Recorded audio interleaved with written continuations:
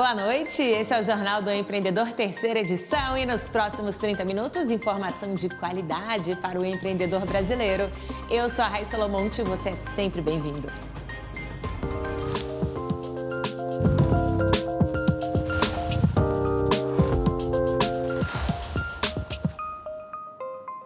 Americanas tenta atrair lojistas perdidos do Marketplace. E na Câmara dos Deputados é aprovada a instalação da CPI para investigar o rombo da empresa. Indústria de São Paulo recua 0,7% em fevereiro e acumula queda de 4,7% desde dezembro do ano passado. E vamos saber como as emoções impactam na nossa vida financeira. Essas e outras notícias você acompanha agora no Jornal do Empreendedor, terceira edição.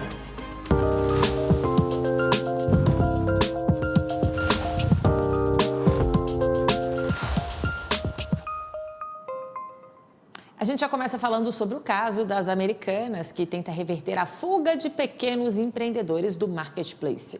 A maior loja de varejo do Brasil já se movimenta para recuperar, então, esses lojistas perdidos desde que a crise financeira, veio a público em janeiro. Entre o fim de setembro do ano passado, quando foi publicado o último balanço trimestral, e fevereiro deste ano, o número de vendedores no Marketplace das Americanas caiu de 149 mil para 127 mil. E para atrair os antigos empreendedores, as Americanas informou aos lojistas que vai estender a todos o sistema de repasse semanal do valor da venda que vinha sendo testado desde fevereiro. Atualmente, o repasse é quinzenal. E foi aprovada na Câmara dos Deputados a CPI das Americanas. Ela vai investigar as inconsistências contábeis da empresa. Os deputados vão querer saber, por exemplo, como as Americanas conseguiu um rombo de 48 bilhões de reais. Prometem, a gente vai ficar de olho. Negociar é um dom, não é mesmo? E faz parte do processo de qualquer negócio. E a negociação envolve atitudes pertinentes ao bom empreendedor, como comunicação, criatividade e capacidade de convencimento. E é sobre a importância da negociação para os empreendedores que nós vamos conversar agora com o Luca Mendes, que é especialista em direito empresarial. Seja bem-vindo, obrigada pela sua participação. Olá, Raíssa. É uma alegria estar mais uma vez aqui com vocês no canal Empreender, participando do Jornal do Empreendedor. Sempre recebo o convite de vocês com muita alegria e, mais uma vez, parabenizo pelo conteúdo de excelente qualidade que vocês sempre nos brindam. Muito obrigada, Luca. Seja sempre bem-vindo e já começa falando para a gente como você descreveria a importância da negociação para os empreendedores, independente do tamanho dos negócios. Legal, Raíssa. Obrigado pela oportunidade. Você coloca, inclusive, na sua pergunta algo extremamente relevante. A compreensão em torno da temática negociação, ela independe, na realidade, do momento de carreira que o empreendedor esteja. Muitas das vezes, quando a gente vai discutir sobre negociação, a gente acaba se afastando ao invés de se aproximando do tema para o empreendedor. Todos nós, em alguma medida, somos negociadores. Ao longo do nosso dia, independentemente do contexto em que estejamos inseridos, estamos a todo momento nas mais variadas relações, trocando ideias, trocando interesses, alinhando expectativas, alinhando objetivos, e o processo de negociação é justamente esse. Se dá nas mais variadas frentes, tentando convergir interesses, exercer uma escuta ativa, sempre com muita sensibilidade e na busca dos mais variados objetivos, Raíssa. Maravilha. Entre esses objetivos tem, por exemplo, situação de conflito, como utilizar a negociação e transformar essa negociação em uma oportunidade, Luca? Sim, é muito boa a tua pergunta. Muitas vezes a gente pensa a negociação enquanto conflito e nessas questões e nessas situações é muito importante que o negociador ele exerça o que nós chamamos de uma escuta ativa, Raíssa. Talvez essa seja um ferramental importante para a gente deixar para os nossos que nos acompanham hoje. Essa escutativa se dá justamente quando a gente tenta entender o que estamos diante em determinado conflito.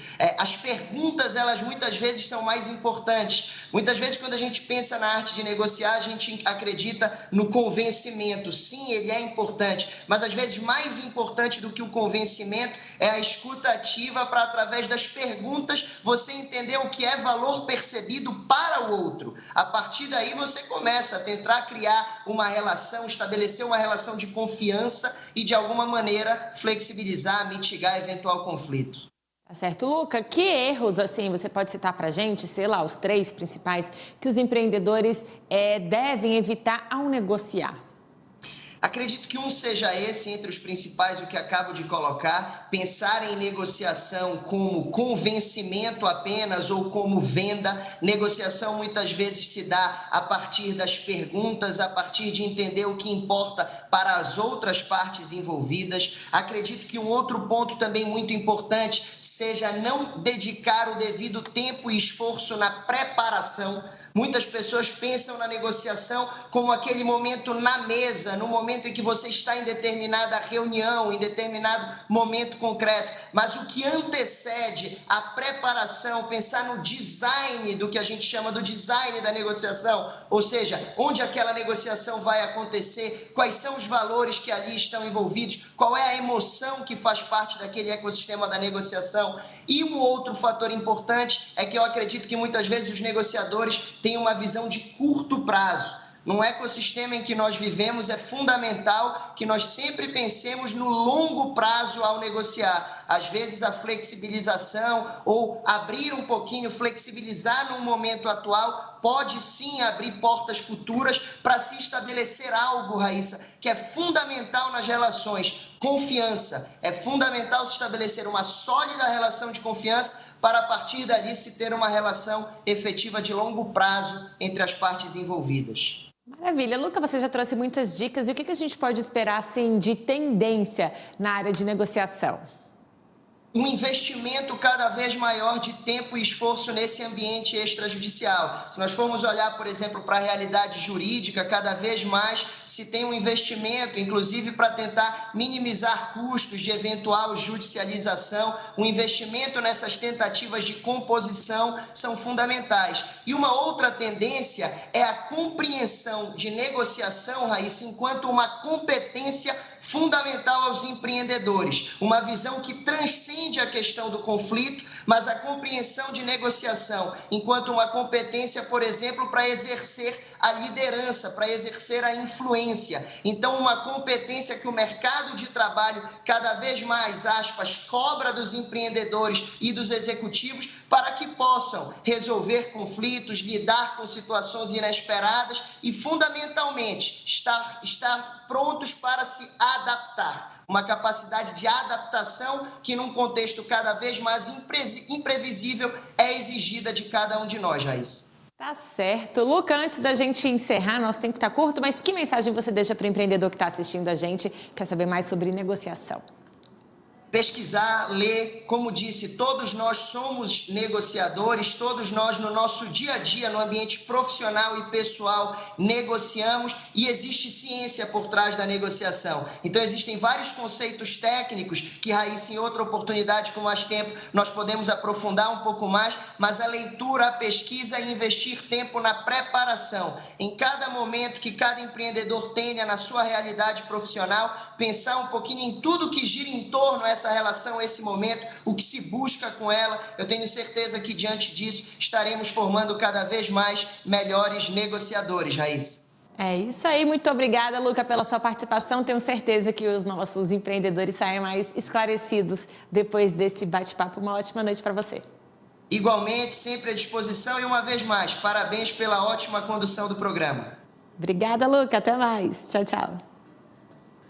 Bom, gente, olha aí, negociar é tudo, hein? Agora a gente vai mudar um pouquinho de assunto, vamos falar da indústria de São Paulo, que recuou 0,7% em fevereiro e acumula queda de 4,7% desde dezembro do ano passado.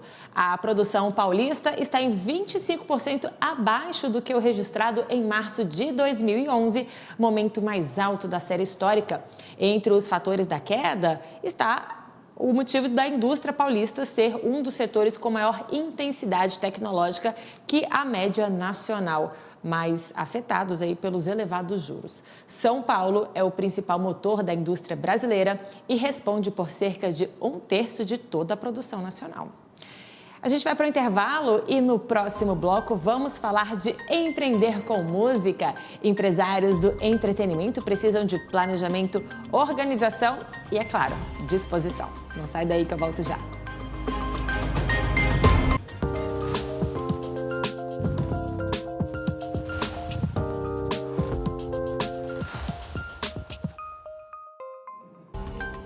E já estamos de volta com o Jornal do Empreendedor ao vivo de Brasília para todo o país. E agora a gente vai falar de eventos. Brasília recebe nesse fim de semana o festival, aliás, o Vintage Festival, uma grande festa de música eletrônica que deve reunir milhares de pessoas no Estádio Nacional aqui em Brasília. E para ser um sucesso, é claro que todos os shows precisam de planejamento e organização, não é mesmo? A gente vai saber mais sobre esse universo dos eventos agora com o nosso entrevistado, um dos organizadores do festival, o Ricardo Morte. Seja bem-vindo, obrigada pela sua participação. Obrigado, eu que agradeço. Ricardo, conta pra gente, antes de falar do evento, quando você começou a mexer com essa parte de entretenimento, como foi isso? Na verdade, eu trabalho com eventos desde os meus 14 anos, então faz bastante tempo, assim, a gente tem pelo menos uns 28 anos aí de envolvimento no entretenimento, né? Uau! E esse projeto do Vintage, que vai ser agora, sábado, não é isso? Porque Brasília vai ser a primeira cidade a receber, né? Como é planejar um evento dessa magnitude? Com quanto tempo de antecedência vocês começam a desenvolver esse projeto? Esse projeto ele é muito particular, assim, né? Porque primeiro que ele é um festival de um artista só, né? De um DJ só, e que fazem pelo menos uns 5 anos que a gente criou ele e 3 anos que a gente planeja, né? Ele também ele se desenvolveu muito fortemente na época da pandemia, né? Que a gente estava parado, né? No setor que foi muito prejudicado, né? Então a gente acabou tendo esse tempo para desenvolver esse projeto com calma, né? E organizar, porque a gente vai percorrer esse ano 5 praças, né? No Brasil. E no ano que vem a gente tem 6 praças e no próximo ano também 6 praças. Então é um festival que ele já é datado para pelo menos 3 anos assim, de acontecer, né? Então é bastante tempo de planejamento, muita gente envolvida, realmente é um desafio. E a gente vê aqui pelas imagens que reúne sempre um público muito grande, né? Qual o desafio de trabalhar com um número tão alto de pessoas reunidas, né? Você tem que pensar em muitos aspectos. A gente tem, né, muito tempo, muita experiência também na questão de segurança, né? Tipo, tudo é muito planejado e de fato a gente trabalha com um público muito fiel, assim, né? São fãs do artista, são fãs do segmento da música, né? Então a gente tem que, além de tudo, respeitar muito, né? Respeitar né, a vontade deles, aquilo que eles esperam, a expectativa. Então, além da parte do negócio, vamos dizer assim, né, do business, efetivamente, a gente tem toda essa questão de respeito efetivo para as pessoas, né? A gente quer, de fato, que eles se divirtam absurdamente naquele momento, né? Com absurda segurança, né? Com tudo que realmente tem que ser, né? Então é isso, né? E vocês movimentam muitas empresas de cada cidade que vão, né? Porque a estrutura a gente vê que é enorme, né? Hoje eu estava perguntando aqui antes de chegar, a gente está com mais ou menos entre 2.500 e 2.600 pessoas credenciadas de trabalho. Uau! Então eu imagino o que tem de gente trabalhando. Gera um impacto positivo muito grande. Entre segurança, equipe de bar, né? Toda a parte de apoio, então é muita gente, né? Então realmente é bastante gente. E isso localmente, né, ajuda muito, né? Imagina toda a parte de turismo que a gente desenvolve, né? Quanta gente, a gente estava fazendo um estudo ontem que 30% das pessoas em Brasília são de fora desse eixo Brasília-Goiânia. Então imagina, é bastante gente de fora do Brasil mesmo, né? De São Paulo, Rio, Porto Alegre, né? Então tem bastante gente que está vindo pro evento por ser o primeiro dessa tour, né? Que a gente está implantando, né, materializando. Então a gente ainda tem Rio de Janeiro, que é 17 de junho na Apoteose, lá no Sambódromo do Rio de Janeiro. Depois a gente ainda tem Porto Alegre, Belo Horizonte e terminamos em 9 de dezembro em São Paulo, que deve ser a maior edição, né? Então a gente está com uma expectativa muito grande para ser o primeiro, né? O próprio Vintage, né? O Lucas Ruiz está absurdamente envolvido. Porque o grande lance dessa história é o seguinte, é um one-man festival, né? Um cara que toca 12 horas sozinho. Uau. Certo? Tipo, com a expectativa da vida dele, com todas as músicas da vida dele. E aí tô continuando aqui, né? E que também é muito maluco, que assim, a gente tem um palco, um main stage de pelo menos 60 metros por 19, mais ou menos de altura, todo de LED, que ele toca as músicas mais novas dele, as produções atuais. Aí depois ele sai desse palco, toca no palco central só as clássicas, porque isso é um negócio muito maluco, assim, tipo, as pessoas ficam pedindo as músicas clássicas, porque o artista vai mudando, né? Vai mudando de estilo, ele vai tendo novidades. E aí as pessoas querem o clássico. E aí no final, dentro do estádio, mas não no gramado, a gente tem um Art Car.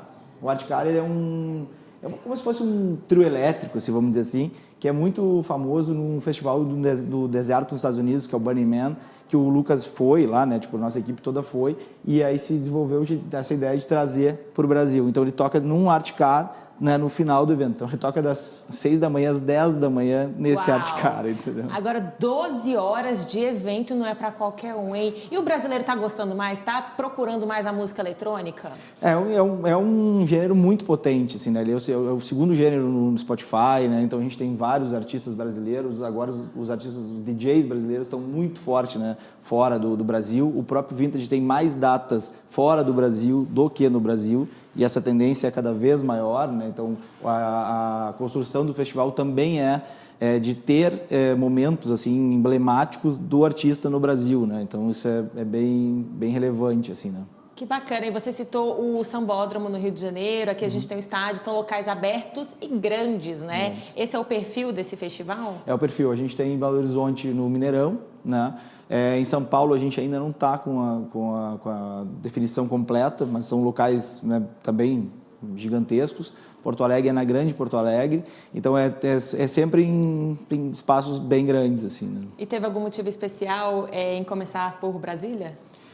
Na verdade, sim, é um pouco por data, assim, por lógica, inclusive de cenografia, né? Que aqui é o centro do país, porque todo o nosso material, ou a grande parte do nosso material, vai para todas as praças. Então, até por logística também, exatamente. Né? Então, mas também é um encontro de datas, a disponibilidade do artista, né? Então, ele acabou de chegar, faz, sei lá, coisa de 3, 4 dias, acabou de chegar numa turnê americana, estava nos Estados Unidos, então tocou no Coachella, né, recentemente.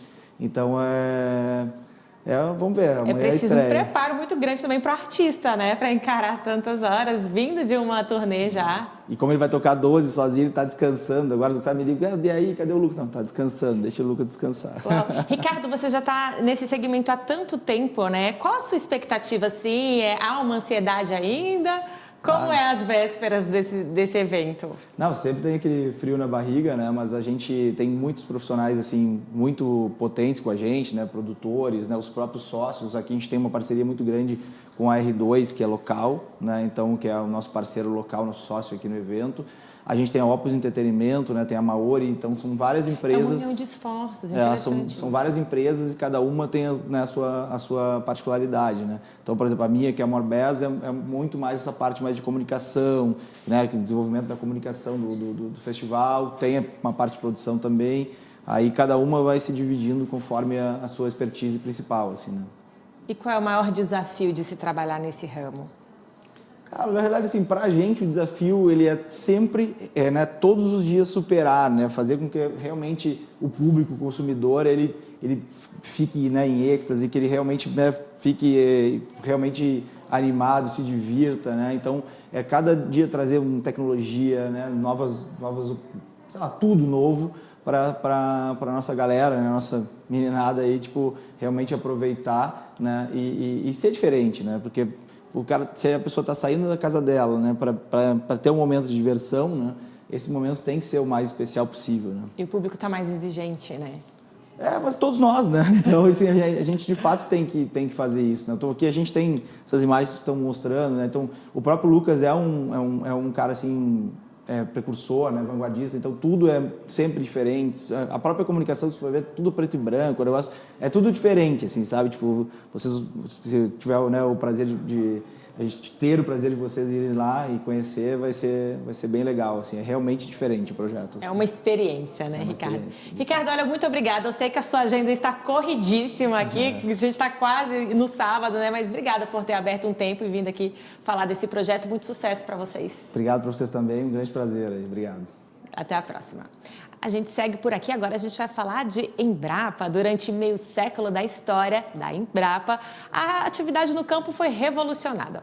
A Embrapa desenvolveu pesquisas que otimizaram o trabalho do produtor rural e, consequentemente, reduziu custos de operação.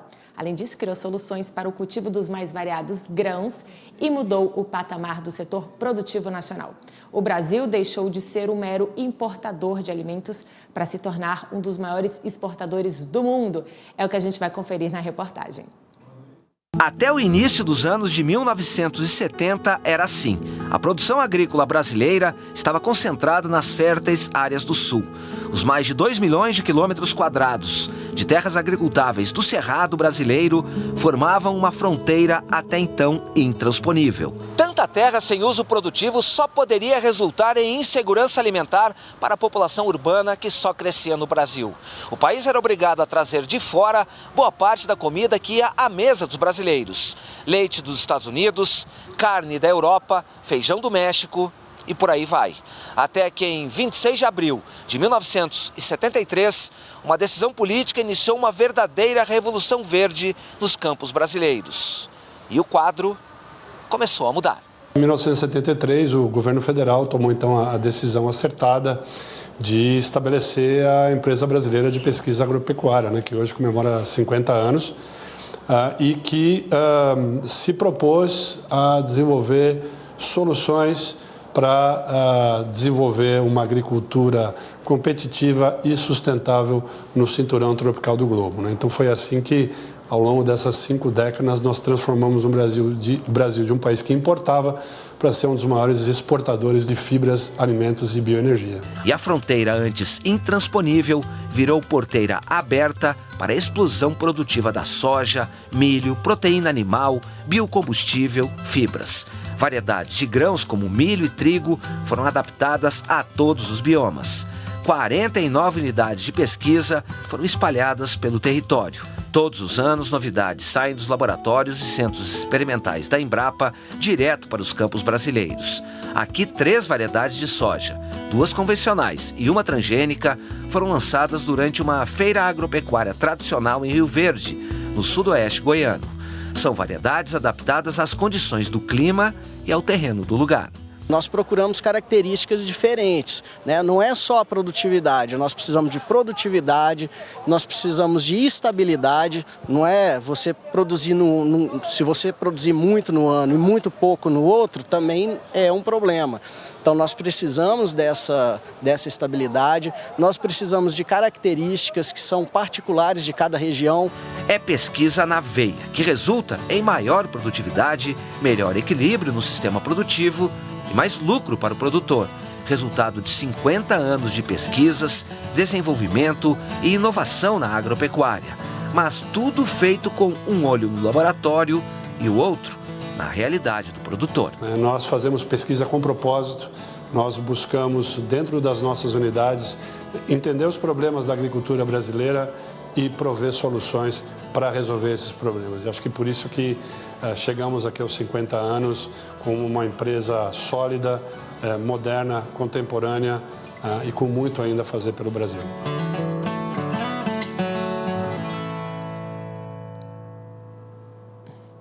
É isso aí, parabéns, Embrapa. E hoje, na nossa coluna Como Investir, vamos falar sobre como as emoções impactam na nossa vida financeira. E hoje aqui comigo, Thiago Godoy. Oi, Thiago, tudo bom? Bem-vindo. Boa noite a todos do canal, prazer estar aqui com vocês mais uma vez. O prazer é nosso. Thiago, conta pra gente então que história é essa que as emoções impactam na vida financeira?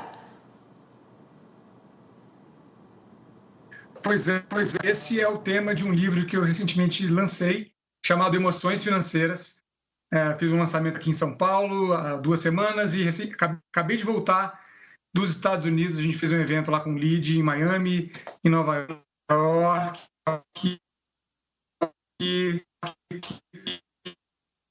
para falar sobre esse... Que pena. A gente está perdendo aqui o sinal do Skype do Thiago. Não, vamos ver se a gente consegue? A gente não consegue o retorno dele. Não vai dar. Infelizmente, a gente está... Thiago, você nos ouve? Vamos ver se o Thiago está escutando. Eu escuto sim. Vocês me ouvem? Que cortou um pouquinho a sua fala. Vamos tentar de novo. Você falou do livro. Tá, o livro, então, ele aborda exatamente esse tema, como as emoções impactam a nossa vida financeira. Eu trago, nesse conteúdo aqui... Bom, infelizmente a gente perdeu aqui o contato do Thiago, tá travando muito, mas a gente volta outro dia com ele. Eu me interessei por essa história aí de emoções e vida financeira. Vamos encerrar o programa, é isso? Essa edição do Jornal do Empreendedor vai ficando por aqui. Muito obrigada pela sua audiência e amanhã estamos de volta, né? Sexta-feira. Até lá, tchau, tchau.